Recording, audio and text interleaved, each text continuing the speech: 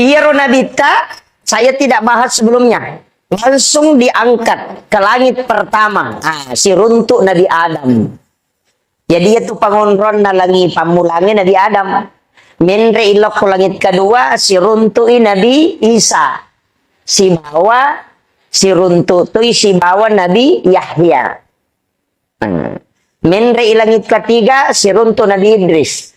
Langit keempat, si runtu Nabi Yusuf. Menre matang Nabi langit kelima, si runtui Nabi Harun.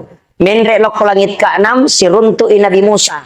Naik ke langit ketujuh, si runtuk Nabi Ibrahim alaihissalam. Matang Nabi telok na langit ketujuh, angkaci di alam ukro asanna Baitul Ma'mur. Onron na malaika matawafa setiap waktu. Angka Baitullah koro, biasanya Baitul Ma'mur, angka Ka'bah koro, persis dengan Ka'bah yang ada di bumi. Dan disitulah malaikat tawaf.